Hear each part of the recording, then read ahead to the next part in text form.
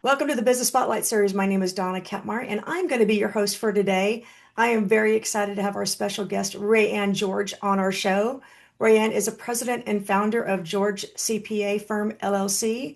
Today, we're going to speak with Rae Ann about her journey to get to where she's at and the challenges and successes of owning and operating a business. If this is your first time on our channel, please be sure to like and subscribe so you can get notifications when we publish new content. Well, Rae Ann, welcome to the show. It's great to have you on. Thank you so much, Donna. It's good to be here. Likewise, I am extremely excited about this. We had some conversation prior to you coming on the show, and I'm really excited about you being on the show because you and I really think alike. Mm. And I believe the value that you're going to be bringing to this podcast is going to be a reinforcement of what we do and what you do. And so I'm just so proud and happy to have you on. Yeah, thank you so much. It's a great opportunity. And I always like connecting with like-minded business owners. We're all in a community to serve the people that we work with. So this is a great opportunity to continue to do that. Love it, love it. Well, so let's get started. So let's talk a little bit about your business and what does your business do? Okay. My firm is George CPA Firm, and we exist to help small business owners reduce the stress that comes along with the financial aspect of their business. A lot of business owners are in business because they love doing it. They want to make a legacy for their family, but the financials around it, how they're getting paid, am I making profit? Is it a good decision right now to actually do any investment? Can I pay myself well? I owe the IRS taxes. All of those things that come with the financials of the business sometimes can be very stressful. So I run a CPA firm, and my team and I, we're focused on helping small business owners reduce a lot of that financial pressure by keeping their numbers up to date very, very regular. We are QuickBooks and Xero certified. So our goal is to use one of these two main accounting platforms to help you put your numbers together and then keep the rhythm of that going so that you can make good business decisions and see the health of your business. Fantastic. So you're focused on small businesses. Yes. So tell me about your journey. How did you get to be where you're at today, and how did you start with your CPA firm? Yeah, I graduated from Houston Baptist University, which is in the southwest area of Houston, and I loved working there and I loved that experience. So I went to work for a small firm. We merged into a larger firm, and after a couple of years, I decided it was time. I got that entrepreneurial itch, right? The Yeah. itch that says, hey, you should go do something a little bit different. So I said, okay, I'm going to do it. But like a lot of business owners, I was not classically trained in being a business owner, and I didn't have family that I was coming from that was also in business as a support. So all of the things that was associated with running a business was very new to me. Every single decision that had to be made, I, as the business owner, had to put on that hat to make a thousand decisions whether I wanted to or not. Where would the business be? What services? What was the pricing? What expenses I would be willing to pay for? All of those things. And so I had a really great introduction to the pressures that business owners face, which is why I now focus on working with small business owners. That's mainly those between 500,000 in revenue to up to about 10 million, helping them to put systems in place because I understand the chaos that happens when none of those systems are in place, and then it has to be built up step by step. Very good. So what perspective you have, because you had to go through what every small business has to go through. Yes. And it's a school of hard knocks, if you will. And the school system, regardless of what your education is, they do not teach you how to be a business owner. So No. you have to figure that out. So Yes. tell me, how long have you been in business on your own? Almost 8 years now. This year would be my eighth year We started with a staff of just one, myself, and we're up to seven. Congratulations. Thank you. So you overcame a big hurdle because about 80% of small businesses fail very quickly, and only about 4 in 100 make it to the 10-year mark. So congratulations I'm on almost your there. success. You're almost there. Yes. Right. Yeah. So, you know, being that you had to experience that and what small businesses go through to, have to wear all of those hats, what were some of your challenges that you had to overcome and you look back now and said, you know what, I would have done this differently? Yeah, I think one of the bigger challenges I had was staffing.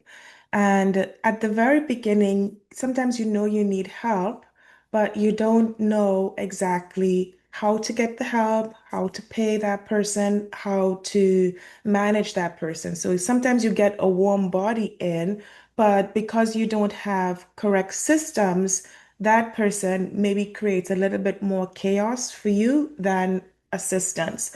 So, one of the things I like helping business owners with, especially with financials, is putting systems in place that are repeatable, that someone can come in and then use those systems to generate the information and the help that the business owner needs. That's one of the things I didn't have. I just knew I needed somebody, but because I didn't have systems, it was taking me a longer time. I thought, okay, once this person comes, I would be freed up to do other things, but the training of that person, the putting a system in place for them to operate effectively, as well as the management of it, I had not considered the time lift and the requirements that needed to be put in place. So it was a little bit of a bumpy road until I got that sorted out. Well said. And putting those systems in place are so important because once you build it, the hard part is building it. So you've got to Yes. carve out that time. But once you build it, it's there. And then it's Yes. repeatable, right? But you just Yes. have to go through that pain of doing it. And you're going to be so thankful, right? Because now you can bring those team and then you have additional team members. And then it's kind of the rinse and repeat. You might have to morph it a little bit, but it's a rinse and repeat because it's already there. Yes. So Yes. let's talk a little bit more about team. And so when you're thinking about team members and not, so many people will say, hey, let me just get a warm body in the seat, right? And I'll be happy. That works for about 5 minutes. So let's talk a little bit about, your recruiting methods and what you look for in team members and what does that look like for you? Yeah, so for us, it's a balance between having the emotional intelligence as well as having the technical skill. I think it's really great. People say all the time, we like to work with those that we know, like, and trust. So it's good to have that similar culture as well as mindset in your team members. So that's something I look for right off the bat. We can train and we can assist with competence, but it's very difficult to train someone to come to work on time or be very pleasant or be very enthusiastic about their job. So those are some of the things we look for. And then, of course, the work has to be done. So there's also the technical aspect of it where we're trying to ensure that either this person is already trained or very trainable. Very good. So one of the things we talk about is that when you're bringing somebody on board is to be patient and making sure you bring the right person on. But in the cases that they're not the right fit and they don't have the competency, if you leave them in the organization too long, it can create havoc on the culture. How do Yes. you handle that from a bringing onboarding folks to if the person's not the right fit? What does that look like for you? Yeah, so there's the common saying that hire slow, fire fast. And I'm not Mhm. sure I 100% agree with fire fast, right? We tend to go through an onboarding process that's very long and detailed because I Mhm. want to give everyone the best benefit of the doubt, right? So we're not firing within the first 3 weeks unless something is very drastically wrong, that a process of finding that person and onboarding them really missed the mark somewhere. But in that time, I've had people who just didn't work out. And my goal at that point is to assess, well, is this person trainable? Because I think we may have the right culture fit, but are they trainable? So we have access to a lot of materials that I would be like, hey, here are some things that I'm expecting you to learn. And then if that person is taking initiative to really master those things, we can give a little bit more grace. But if that person isn't very trainable or not willing to learn new systems, then unfortunately, Yeah. it's a offboarding process where we say, hey, this has been great. Unfortunately, I don't think things are working the best for both of us. And maybe you can find another opportunity that would work better for you. And I think it's okay sometimes, we feel responsibility for the people who we onboard and come into our firm, but we all would find a place where we are best suited. And sometimes holding on to people too long when they are not best suited here or in your organization really stifles their ultimate potential, right? So it's good for us to decide together, is this working or is this not working? And be very clear on why it's not working, and then allow that person to go do something else. And I'll just give one example. I had a team member that I thought was a great culture fit, and she was doing things a little bit not in alignment with how we wanted. And so we talked and then we did some more training, but it just wasn't getting very much better. And in the end, she ended up leaving after our conversations. And then she decided to do her MBA, which she is absolutely loving, right? So she would not have had the opportunity to grow into that position if she were still staying with our firm and working through the process ever so slowly. Wow. Well said. Thank you for sharing that. Yeah. So let's shift a little bit and let's dive in to your business and the services you provide. What makes your firm unique, and why would people want to come buy from you? Yeah. So the primary services that we provide are bookkeeping and accounting, as well as tax preparation and advisory. And what do all of those words mean? We help you take your numbers and put it in a standardized format that is commonly used. Your financial statements are your balance sheet, and that balance sheet tells you here's what the business owns, cash and assets, and here's who the business owes, credit cards and payroll that needs to be paid and loans, those kinds of things. So we organize that information. And then we also have your profit and loss statement, which is showing you here's the revenue that the business collected, and here's how that revenue was spent. What are the margins on your various product lines, if you have those, or services? And is the business overall making a profit? And we do want it to make a profit. This more than likely is a for-profit enterprise. So it's important that the business makes a profit. One of the things that we do with business owners once we get onboarded with them is we go through an exercise where we help them identify areas of their business that are really strong and then areas that need a little bit more attention. And then in our monthly or quarterly meetings, we're talking through those issues with the business owner and saying, okay, how are we going to address these areas that need attention? Because again, the goal is to build a strong and healthy business. So whether your business is strong right now, but you always want to be a little bit stronger, healthier, maybe scale a little bit if that's in your plan. So those are the things that we do that are a little bit different from a typical accountant that just does your bookkeeping and hands you back some reports.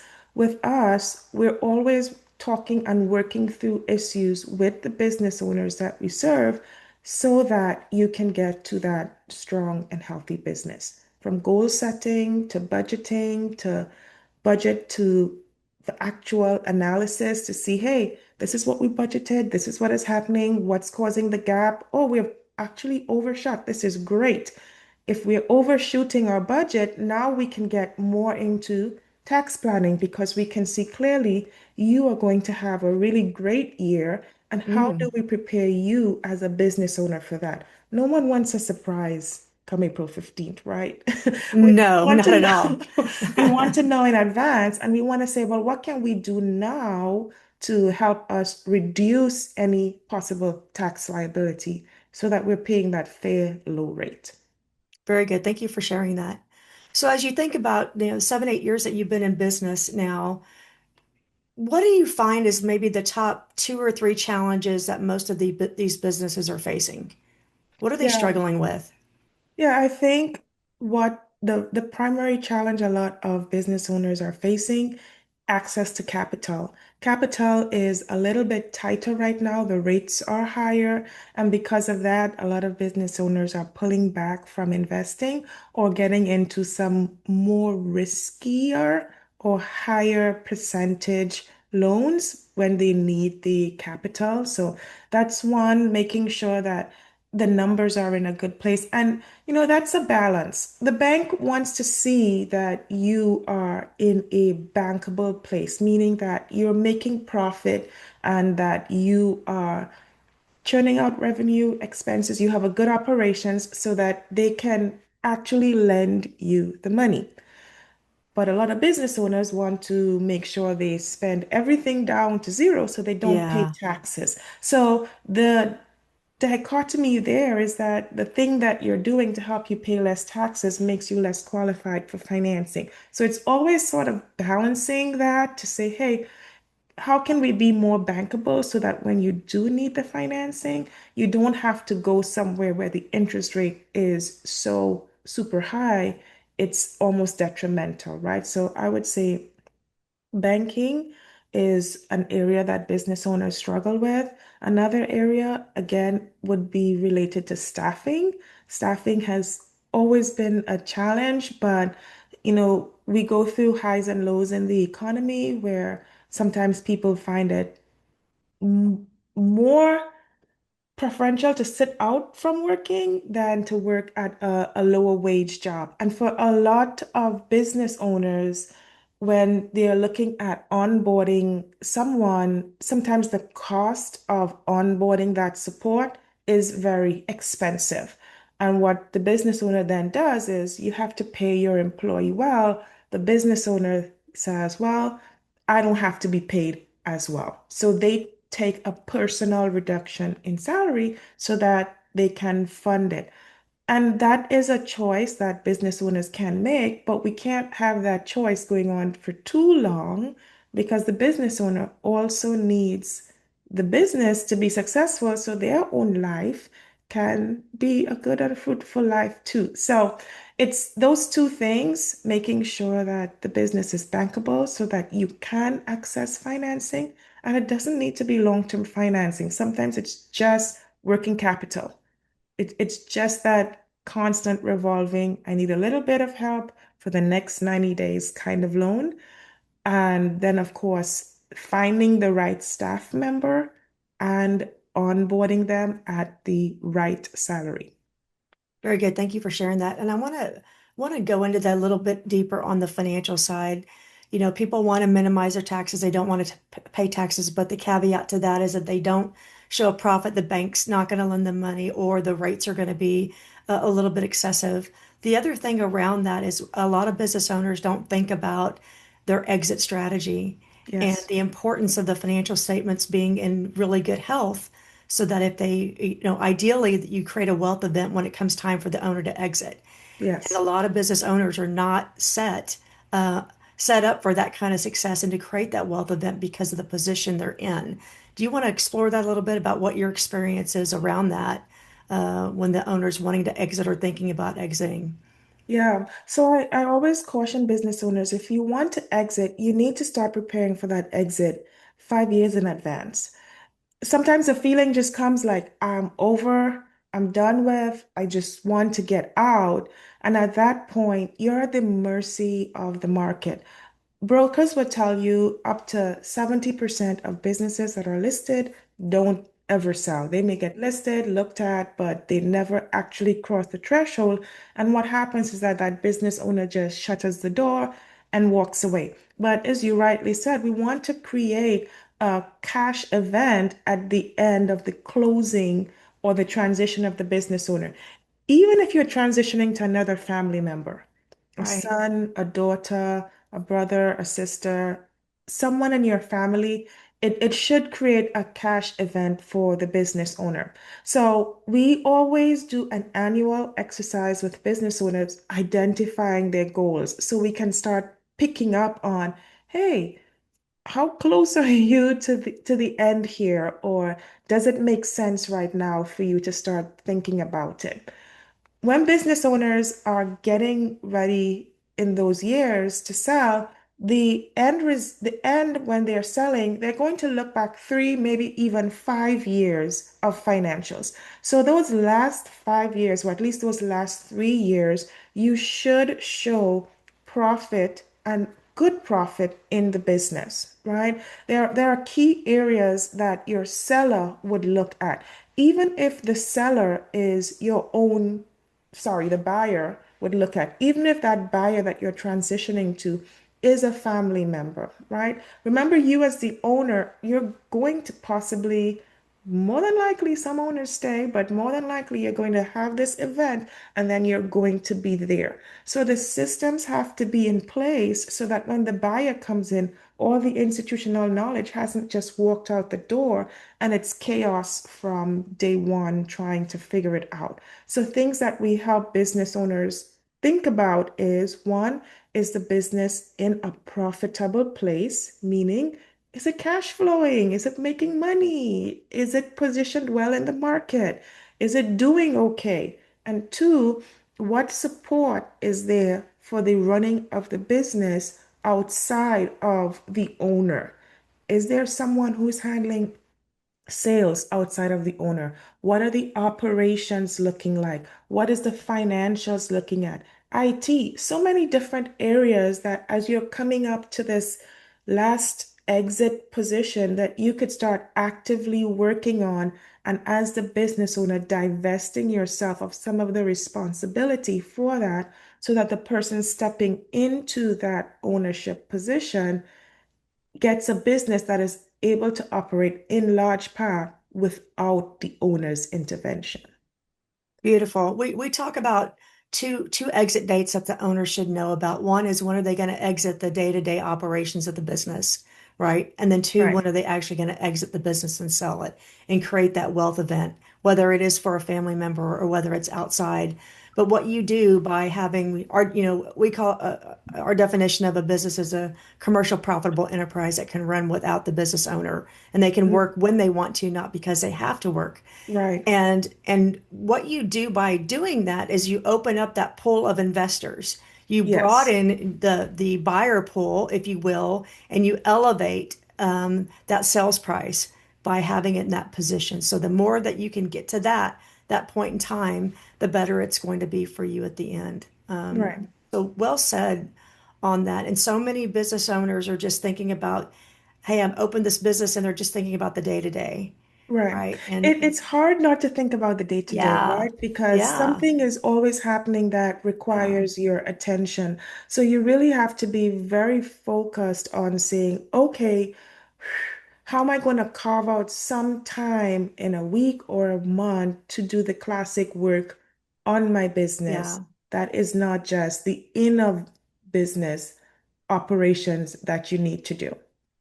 And that's got to be intentional, and it takes time. Maybe you start off with an hour a week and you build to 2 hours, and then you get to that 20% threshold where, like, Yes, if I can spend 20% of my time every week working on the business, I'm going to be in so much of a better position than yes. always constantly firefighting. So thank you for that. So let's talk about your business, and you've got a great target market. Where do you want your business to be in the next 3 to 5 years?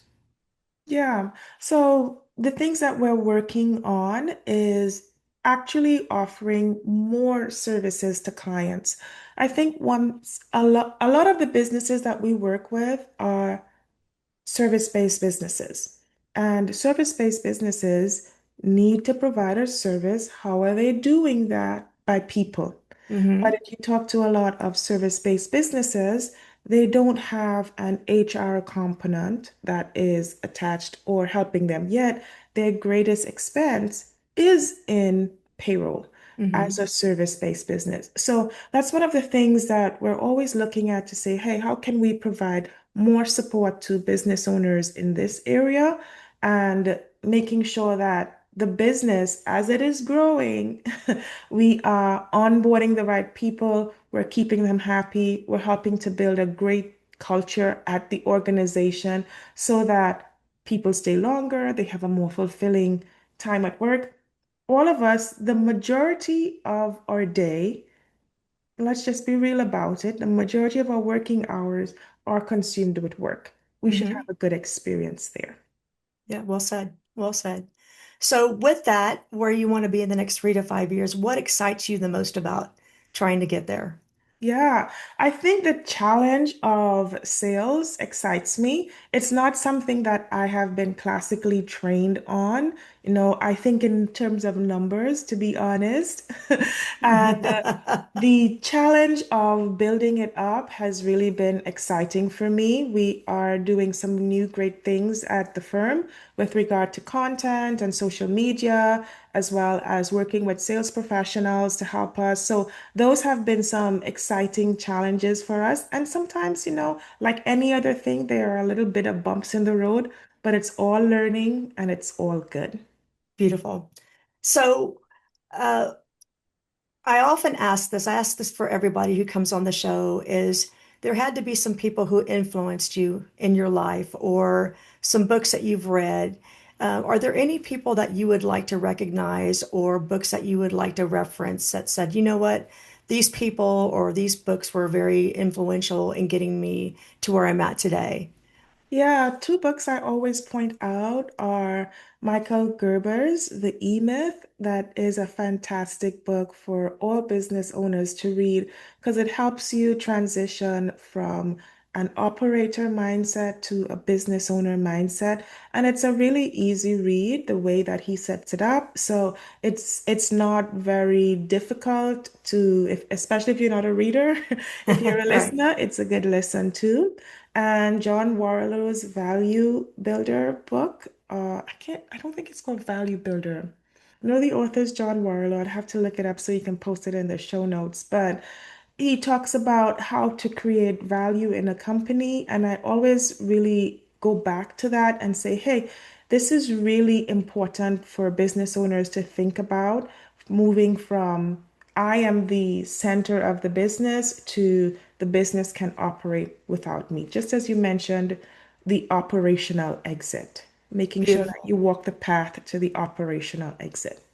Beautiful.